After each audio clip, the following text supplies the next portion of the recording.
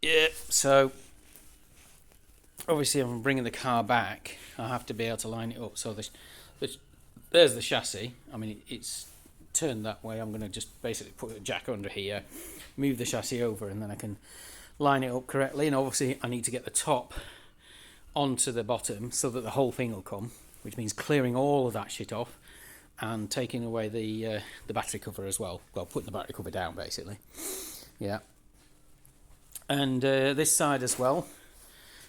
So basically, we're talking about clearing. If I go the other way, we're going to clear the back of the workshop. Yeah. So you can see how it lines up. So I've got to clear all that stuff. There's a lot of wires dangling down, so it's not easy. Yeah.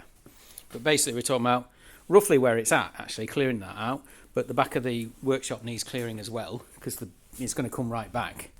Possibly not right to the wall, like about here, so there's space behind to walk behind it. And then, obviously, this is going to need moving somewhere, probably around the front. And then I'm going to have to move these out of the way. And then, yeah. But as I move the vehicle, what I'll probably do is get all the other stuff around the front.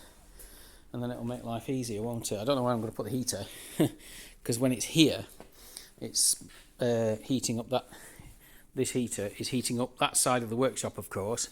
And the office up there. So I might move it like into the corner by the back door or something like that. I don't know. But it could cook the vehicle. So I don't know. But, you know, we've got the area clear here. There's only a few things that need to be cleared. Plus, yeah, I don't know what I'm going to do about the metal. Because I'm stashing it, because it's huge. I mean, these are obviously big lengths. You can see it goes right the way down the front from here. And they weigh quite a bit. Each one of those, I think, is 50 kilos. So it's a pretty big lift. You know, I mean, I can lift one, but it's not easy to move around and wangle. And then there's also that metal at the front, which is actually just the old shutters. Yeah, so might be some other things that I need to do.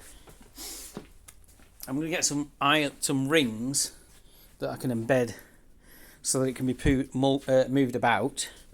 You can get them.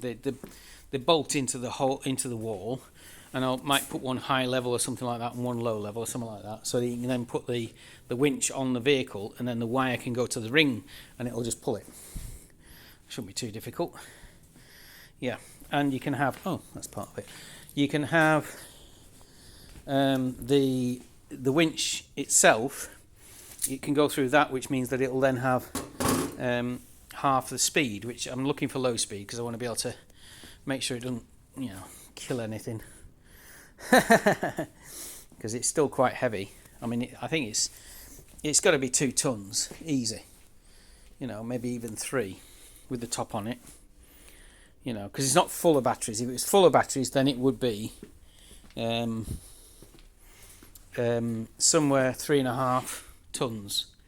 The chassis, just the chassis on its own, would be about 3.5 tons, and then you've got the top of the body that goes on that. Well, that's probably half a ton as well, so it's about 4 ton, which means it will be just below the limit of 4.25 tons for electric vehicles, pretty much, or for for modern licenses.